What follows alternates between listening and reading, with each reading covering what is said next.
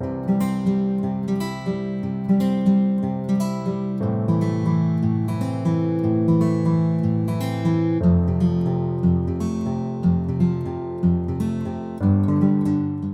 m'appelle Alain Roubert, je suis natif de Valbonne, je suis né au 32 boulevard Carnot. Pour comprendre l'engagement de Roubert, il faut un peu remonter le temps. En 1936, après la victoire du Front populaire aux élections législatives, dans toute la France, il y avait des fêtes de la SFIO. La SFIO, c'était l'ancêtre du Parti socialiste. Ça s'appelait la section française de l'Internationale ouvrière. Et dans les Alpes-Maritimes, ces fêtes se déroulaient dans les bois de Villeneuve-Loubet, Mougins et Mouansartou, tous les étés. L'été 1938, 36, 37 et 38. Alors, mon père, en tant que militant de la SFIO, s'y rendait pour voir les camarades. C'est à cette occasion qu'il fit la connaissance de Pierre Viennot et son épouse, qui possédaient une propriété à Cabris. Pierre Viennot était député des Ardennes et secrétaire d'État aux Affaires étrangères dans le gouvernement de Léon Blum, du Front populaire. Alors, ils se rencontraient les étés, et même en dehors des étés, à Noël, à Pâques, et ils se sont liés d'amitié, même que mon père était jeune, il avait 25 ans, et monsieur et madame Viennot avaient 10 ou 12 ans de plus que... Après est arrivé 1939, la déclaration de guerre. Mon père a été mobilisé dans l'artillerie, il a été envoyé dans les Ardennes, et le 10 mai 40, il y a eu l'offensive allemande. Alors, ils étaient dans l'artillerie. Son régiment a pris de plein fouet l'attaque allemande. Il reculait avec des pièces d'artillerie, et il faisait que de reculer. Et ils avaient des pièces d'artillerie qui tiraient à 30 km, mais chaque fois, dès que c'était en place pour pouvoir canonner, il y avait des estafettes qui arrivaient en moto, et ils sont là à 15 km, ils débarrassaient, ils reculaient encore de 15 km, et ils ont reculé jusque dans la Creuse.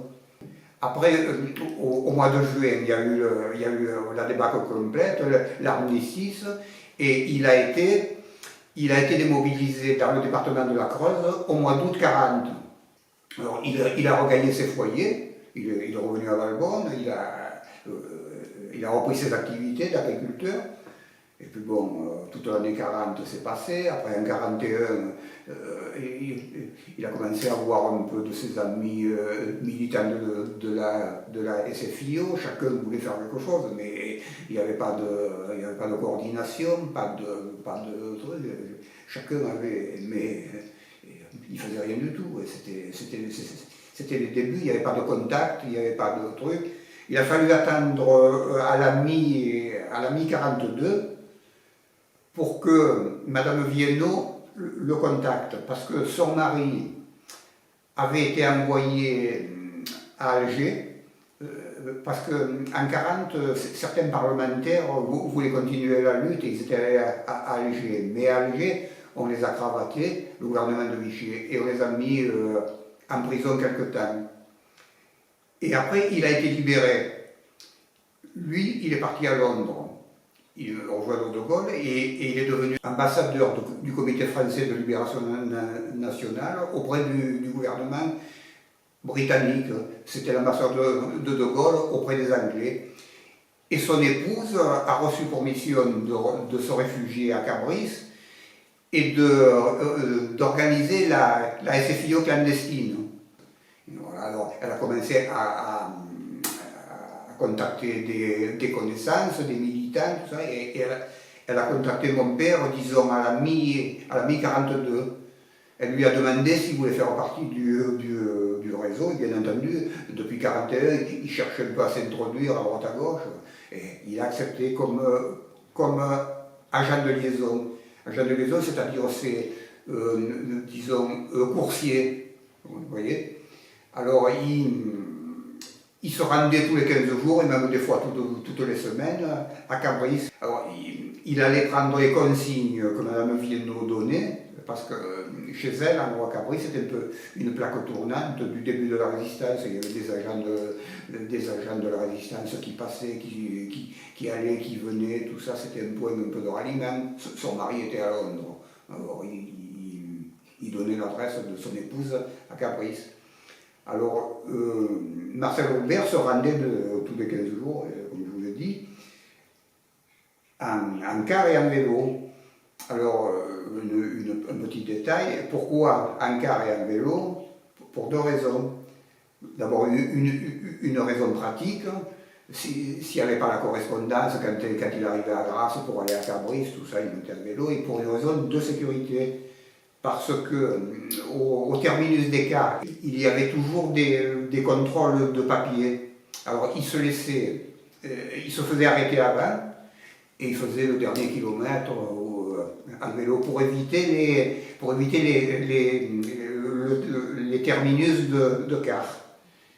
Voilà, alors, et à la fin 1942, il reçut la visite d'un agent du SOE.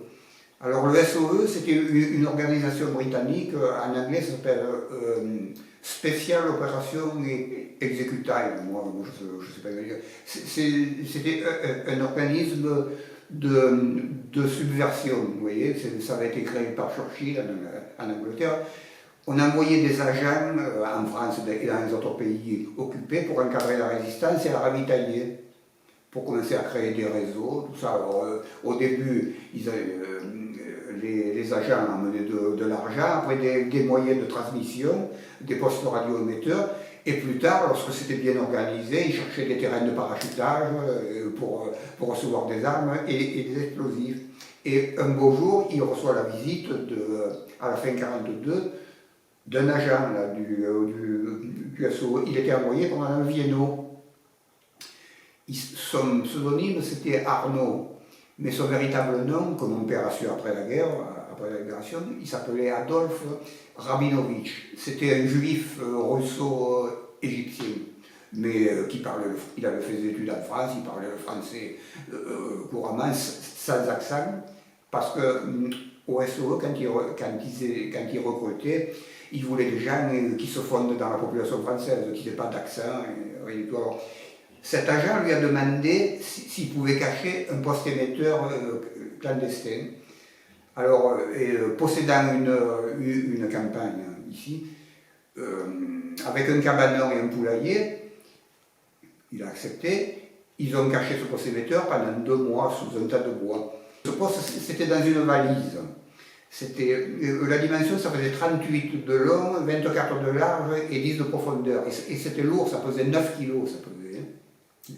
Alors, ils l'ont caché là, et de temps en temps, cet agent venait émettre, avait des rapports envoyés à Londres, et il venait émettre au domicile de mon père, au 32 boulevard Carnot, parce qu'il fallait du courant, il fallait. Alors, lorsqu'il arrivait, en car, des fois de Grasse, de Cannes, et des fois d'Antibes, mais lui aussi avec un vélo. D'Antibes, il arrivait toujours en vélo parce qu'il n'y avait pas de ligne de car. Mais de Grasse et de Cannes, il y avait la ligne de car de la compagnie Glorieux, dont le dépôt était au plus bas du village, à l'entrée de la mairie, à l'entrée de la voie qui va à la mairie. Il y avait un gros bâtiment, c'était le dépôt de car. Alors, il arrivait par Grasse, par Cannes, par Antibes, en car et en vélo, et il montait au camping chez Joseph et Marcelino Rousse. C'était les seuls Valbonnais qui étaient dans la confidence. Joseph et Marcelino Rousse, c'était l'oncle et la tante de Marcel Aubert. Alors, il n'y avait pas de problème. Il déposait son vélo et il allait au domicile de Marcel Aubert. Mon père le laissait dans la cuisine et montait à cette campagne chercher le poste émetteur, qu'il mettait dans un sac bien enveloppé, puis il descendait, il avait une bêche, un couteau-scie, pour faire comme s'il avait travaillé.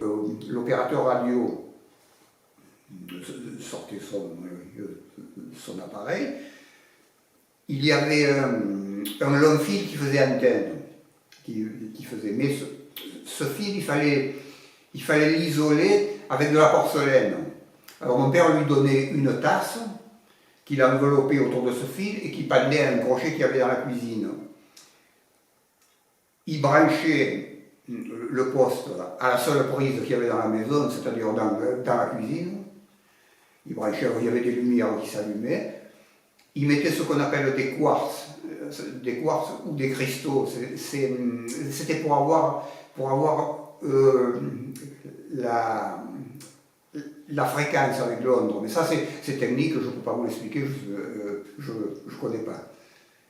Voilà, alors il était prêt. Il avait une espèce de petit casque comme ça, et son manipulateur. Voilà. Et il sortait d'une poche un paquet de papier avec des chiffres, des lettres, c'était des rapports codés. Et il disait à mon père, bon, je suis prêt. Et mon père allait derrière les volets du boulevard Carnot, il surveillait la route. Il surveillait le croisement, la route de Grasse, la route de Cannes, et la route qui arrivait de Roquefort pour voir s'il n'y avait pas une voiture suspecte. Parce qu'il faut se dire que fin 1942, même que les Allemands n'avaient pas encore envahi la zone sud, la Gestapo passait la ligne de démarcation avec des camionnettes de goniométrie. C'était un système pour détecter les postes émetteurs. Parce qu'un poste émetteur, lorsqu'il est en train d'émettre, il est détectable. Une fois qu'on n'émet plus, c'est fini. Alors par un système technique de degrés, de géométrie, tout ça, ils arrivaient petit à petit à détecter dans la ville le pâté de maison, l'endroit. C'était dangereux,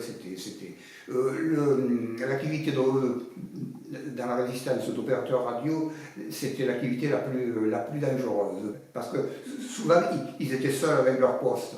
Alors, ils émettaient, ils dépassaient toujours le temps, parce qu'il y avait tellement de rapports, et c'est à ce moment-là qu'ils se faisaient coincer. C'est eux qui ont payé le plus lourd tribut, les opérateurs radio. En 1944, mon père me disait qu'il y en avait, on lui avait dit après, il y en avait à peu près 150 ou 160 dans toute la France, il y en avait presque 100 qui ont été pris. Et exécutés.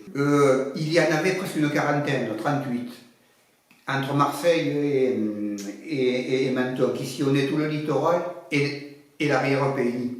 Il émettait un quart d'heure, les opérateurs radio émettaient à peu près un quart d'heure, 20 minutes, mais pas plus. Mais s'ils pouvaient émettre moins, c'était mieux. Alors, on les appelle les pianistes parce que dans le jargon de la résistance, le poste s'appelait un piano. Et celui qui l'émettait, on appelait ça un pianiste. Quand il émettait, qu'il tapait en morse, on disait qu'il était en concert.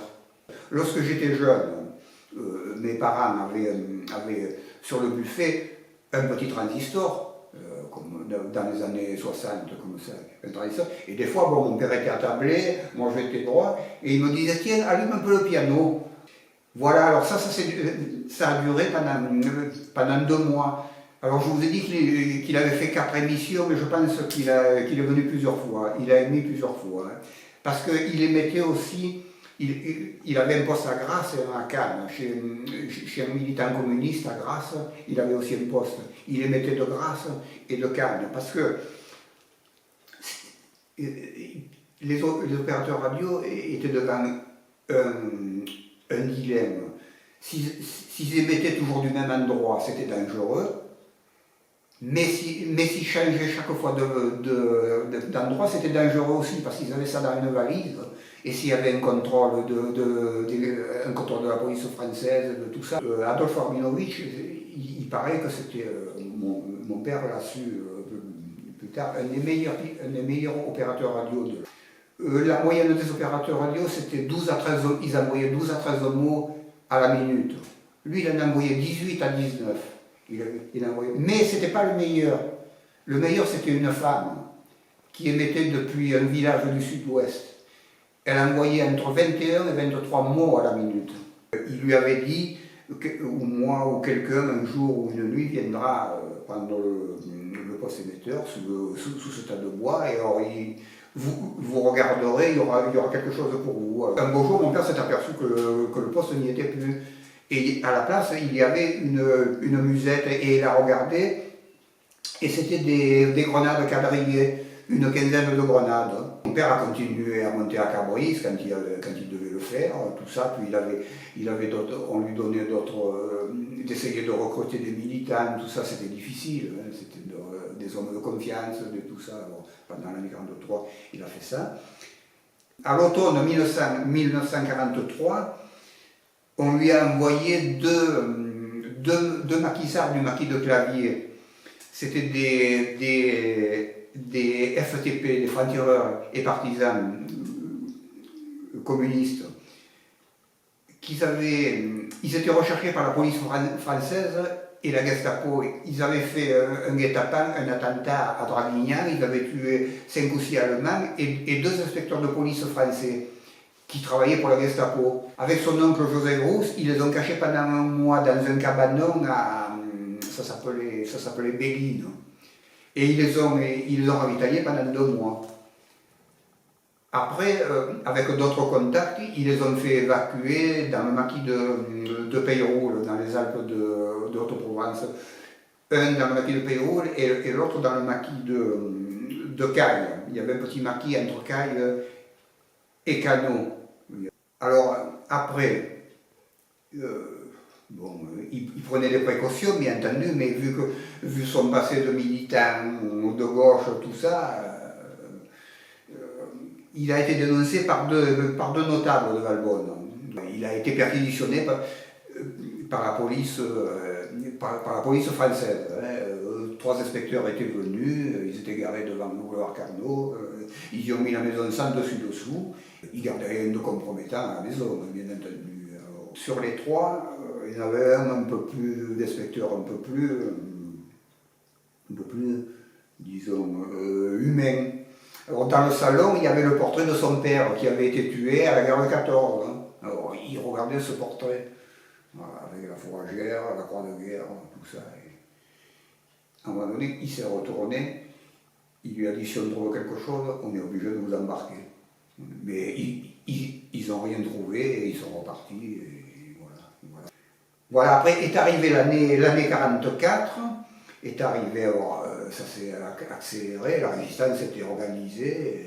Il s'est créé au mois d'avril ce qu'on appelle les milices patriotiques.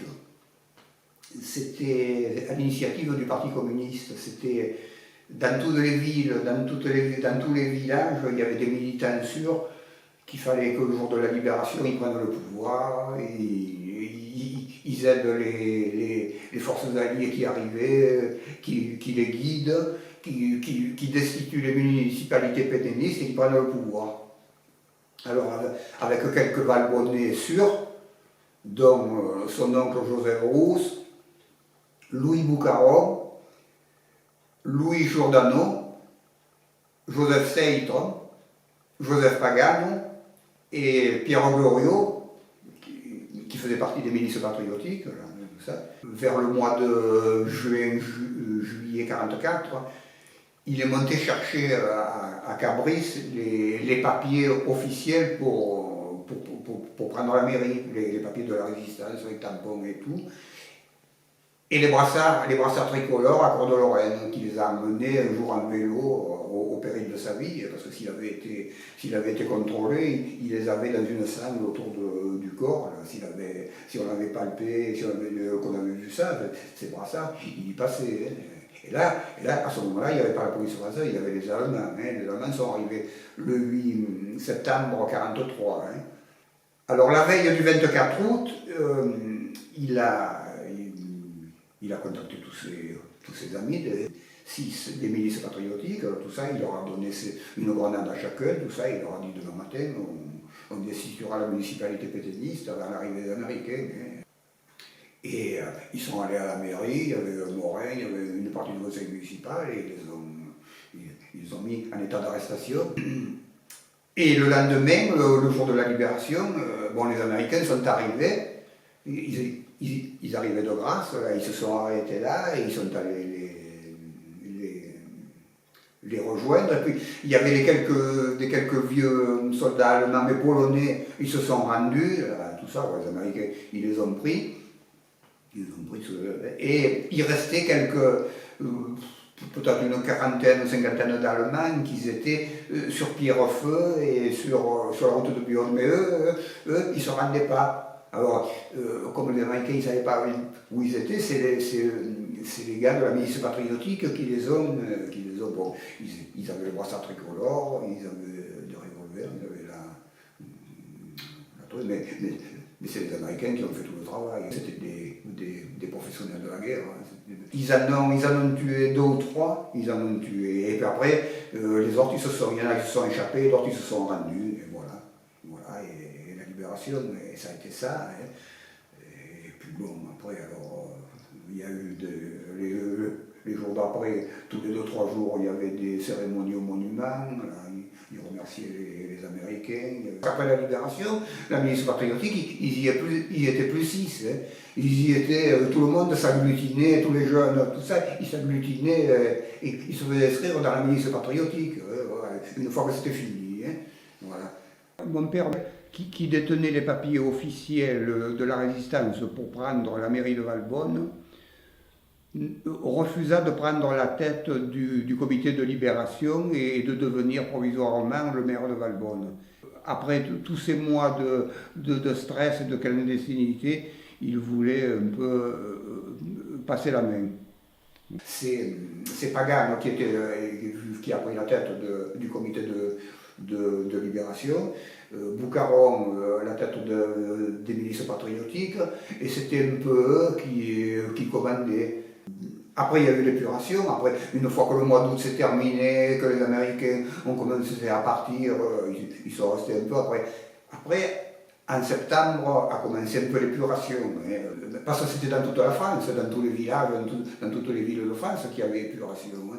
Le programme du Conseil national de la résistance disait qu'à la libération, il va falloir épurer, faire rendre des comptes et tout. C'était un village où la majorité des gens étaient pétainistes, d'un à des degrés plus importants, d'autres à des degrés, d'autres parce qu'il fallait suivre le mouvement, hein, il fallait suivre pour pas se faire mal voir, il fallait payer la cotisation de la Légion des combattants, tout ça. Alors les pétainistes les plus durs, les plus investis, le comité de libération les a fait aller à Cannes, à Montfleury, un peu en tôle, en prison. Hein. Ils sont restés 15 jours, d'autres un mois, d'autres les plus ultra de 2 mois, de 3 mois. Alors, ils en ont envoyé une trentaine, 30-35 en bas. Hein. Avec cette histoire d'épuration de Montfleury, ça a fait un tort formidable. Hein. Alors ça a créé des haines qui ont duré pendant 40 ans. Hein. Lors des premières élections municipales de l'après-guerre, le 29 avril 1945, la première fois où les femmes françaises votaient. À Valbonne, il y eut 3 listes. Une liste républicaine et socialiste conduite par le docteur Haddad Simon, pseudonyme le commandant Ferrand dans la résistance, dont le fils avait été tué par la Gestapo. C'était une liste républicaine et socialiste dont figuraient une douzaine de Valbonnais, dont mon père. Une seconde liste communiste conduite par Joseph Pagano, avec des Valbonnais comme Louis Boucaron, Louis Giordano, Pierre Gloriot, et ainsi de suite. Et une troisième liste de notables Valbonnais. Alors, le résultat de ces élections, que c'est la liste des notables Valbonnais qui fut élue